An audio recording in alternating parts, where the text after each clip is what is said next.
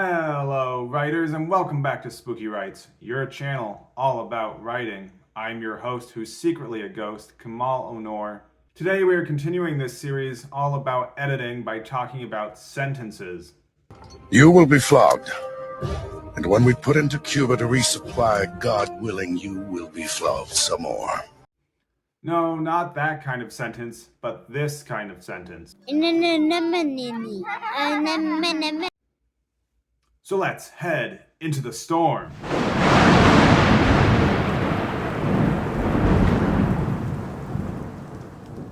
It's the raven's call, the werewolf's howl, the vampire's bite. You search through the woods for safety, but all you find is...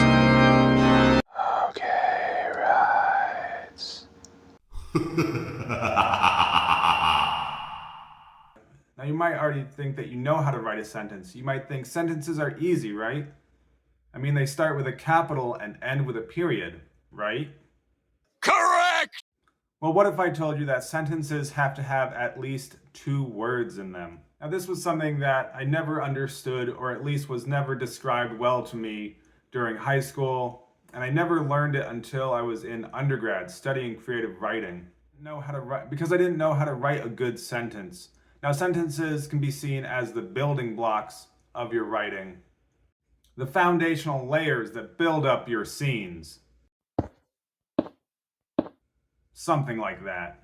Because poorly written sentences can be such a drag to read through because they can go any which way. But remember, the quickest way is to be as direct as you can be with your sentences. Well, you got me. By all accounts, it doesn't make sense.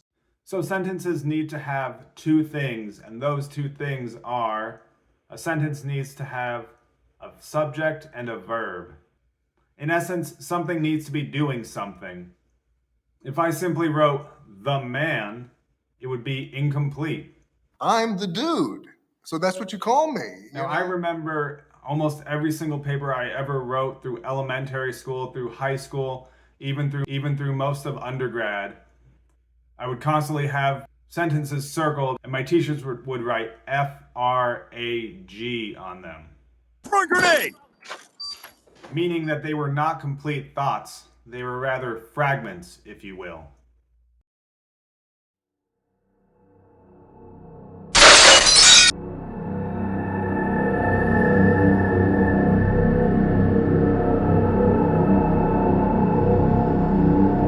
Now, there are times when you can use fragment sentences to great effect, but over-relying on them for emphasis can be just as boring.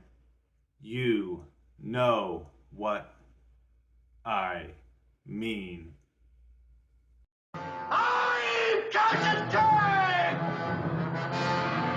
It's a red flag if you're using fragments without a purpose, say in description. A scar on his head? I mean, I'm just Harry. Just Harry. Your sentences need to be complete thoughts with exceptions for emphasis. And it's so important to understand what a complete thought is. What is a complete sentence?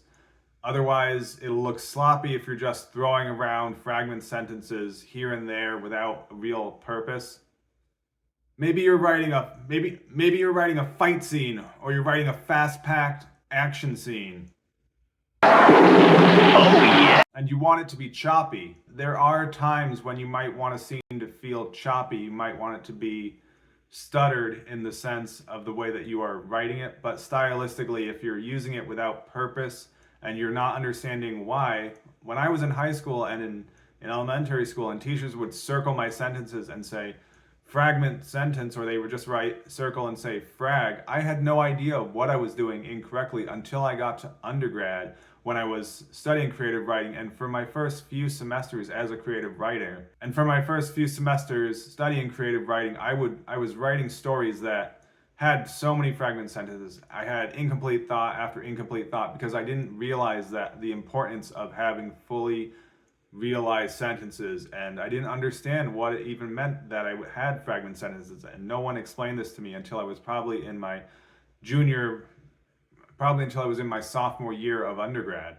So if you're using fragment sentences unintentionally without a real sense of purpose, if it's not warranted in the story, then this runs the risk of being a big sign of poor grammar. And this is what these videos and this entire series is all about, helping you understand the rules of grammar and helping to improve your writing. Because again, you need to be submitting finished final drafts. You need to be submitting your best work. You can't be submitting poor grammar to editors. You can't be submitting stories that have fragment sentences without purpose.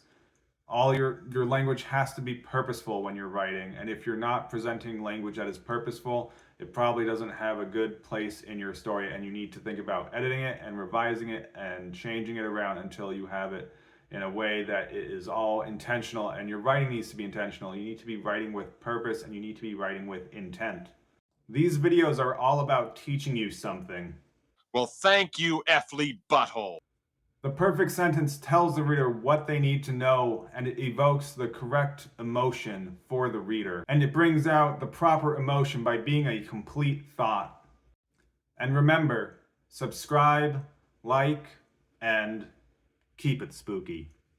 And of course, here's your writing prompt for sticking all the way through the video. The big, scary monster, blank.